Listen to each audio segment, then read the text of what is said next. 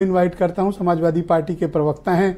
क्या आप नौकरियों में मुसलमानों को नौकरी देना चाहते हैं या अल्पसंख्यकों को?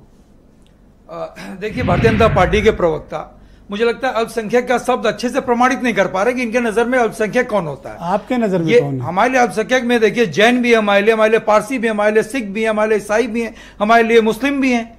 और अगर हम अल्पसंख्यक को, अगर हम विमेन रिजर्वेशन में अगर हम माइनॉरिटी को शामिल करने की बात कर रहे हैं ब्रजेश जी, तो उसमें हम क्या गलत कह रहे हैं? आप तो एक कहना है असल में छिप के आप मुसलमानों के लिए कर रहे हो, हालांकि कह नहीं रहे थे, मैं तो कह के कहलवाया उनसे। नहीं, अब आपने कहाँ कहलवाया, कहाँ कह पाए वो क्रिश्चियन और ये भाई जैन पारसी, थोड़ा साइड मार के उन्होंने स्वीकारा, थोड़ा साइड मारा लेकिन स्वीकार लिया। नहीं, साइड मारना क्या होता है? अरे देखिए, अभी आज जो डिबेट हो रही है वो शिकागो से जो है सैम पित्रोदा जी ने जो इनहेरिटेंस टैक्स के बारे में जो कहा, ये उनका अपना निजी बयान था और कांग्रेस पार्टी ने भी स्पष्ट रूप से कहा कि ये उनका निजी बयान था। और आपने देखा होगा 2-3 घंटे बाद सैम पित्रोदा साहब ने स्वयं कहा कि मेरा निजी बयान है, इसको कांग्रेस पार्टी से या किसी भी पार्टी से जोड़ करके। डॉक्टर ने कहा था कि शिकागो से बैठ के इस तरह का बयान दो।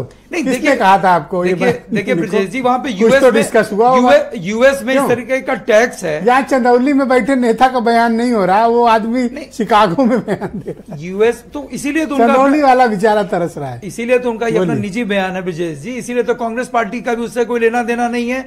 और स्वयं जो है इन्होंने भी कहा, सैम पित्रोदा साहब ने आप क्या विरासत के टैक्स को समाजवादी पार्टी इंडोर्स करती है या आप इस तरह के किसी भी टैक्सेशन व्यवस्था के अगेंस्ट है? देखिए, समाजवादी पार्टी सदैव पीडीए की आवाज बुलंद करती रही है, पिछड़े दलित शोषित वंचितों की आवाज सदैव। और हमारी जो मांगे हमारी मैनिफेस्टो में है कि हम कास्ट सेंसस जो है प्रमुखता के साथ, जैसे इंडिया ब्लॉक की सरकार बनेगी, हमारे प्रार्थना में टैक्स पूछ रहा हूं, आप जातिगत जनगणना बता रहे हैं मुझे। जातिगत जनगणना अगर हो जाएगी विजय, कह दीजिए हाँ या ना, इसमें दो ही सवाल हैं। जितनी संख्या भारी उसकी उतनी भागीदारी। कांग्रेस ने तो कह दिया ना। आप क्या कह रहे हो? आप विरासत की बात कर रहे हैं। अगर आप भारतीय जनता पार्टी का 10 साल का इतिहास उठा करके देख लीजिए, तो इन्होंने तो चाहे वो अमीर हो चाहे गरीब हो, खासतौर से गरीबों के पैसों पर इन्होंने डाका डालने का काम किया। जब नोटबंदी इन्होंने की थी तो आपने देखा था हमारे मुसलमान वाला चला क्या नहीं चला मुद्दा? अब ये चलाने की देखिए इन्होंने बहुत कोशिश की।